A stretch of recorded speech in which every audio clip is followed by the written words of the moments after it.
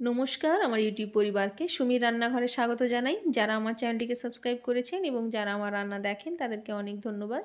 চলুন আজকে বানিয়ে নেওয়া যাক মুসুরির ডালের বড়া, কিন্তু একটু অন্যরকমভাবে। প্রথমে আমি ডালটাকে 2 ঘন্টা ভিজিয়ে ওটার একটা ব্যাটার বানিয়ে নিলাম।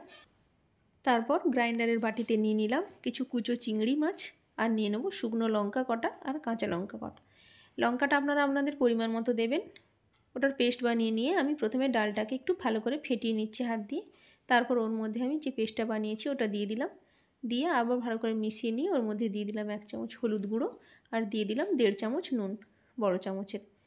নিয়ে ওর মধ্যে দিয়ে দিলাম 2টো পেঁয়াজ কুচোনো আর 1 চামচ চালের গুঁড়ি। এটা দিলে একটু ক্রিস্পি ভাবটা ভালো হয়। ভালো করে মিক্স করে নিচ্ছি। মিক্স করে নেওয়ার পর ওর মধ্যে দিয়ে দেবো 1 চামচ লঙ্কার গুঁড়ো। ওটাকেও একটু মিক্স করে নিলাম। এবার আমি যে রসুন কুচিটা রেখেছিলাম সেটাকে 2 চামচ সরষের তেলের মধ্যে একটু হালকা করে ভেজে নিয়ে ওর মধ্যে দিয়ে দেব। এইভাবে হালকা করে ভেজে নিয়ে এতে দিলে এর স্বাদটা আরও ভালো হয়। ভালো করে মিক্স করে নিতে হবে। মিক্স করে নেওয়ার পর একটা ফ্রাইং প্যান নিয়ে তাতে দিয়ে দিলাম 4 চামচ থেকে 5 চামচের মতো সরষের তেল। দিয়ে ভালো করে গরম হয়ে এলে ওর মধ্যে যে ব্যাটারটা বানিয়েছিলাম সেগুলোকে বড়ার আকারে এইভাবে সাজিয়ে দেব। সবগুলো দেওয়ার পর এবার ওগুলোকে উল্টে নিতে হবে।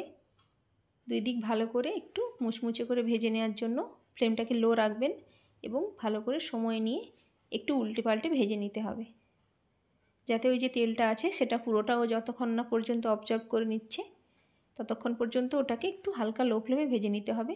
কারণ যদি জালটা বাড়িয়ে দেওয়া হয় তাহলে ওপরটা ভাজা হয়ে যাবে কিন্তু ভেতরটা কাঁচাই রয়ে যাবে। ওই জন্য একটু সময় নিয়ে ধীরে ধীরে চেপে চেপে ভেজে নিলে এর স্বাদটা খুব সুন্দর হয়। কম বেশি সবাই কিন্তু যে কোনো ধরনের বড়া খেতে ভালোবাসে। যদি ভালো লাগে লাইক করে দেবেন, চ্যানেলটিকে সাবস্ক্রাইব করে দেবেন। ভালো থাকবেন, সুস্থ থাকবেন। কমেন্টে অবশ্যই জানাবেন কেমন হলো। দেখা হচ্ছে পরের রেসিপিতে।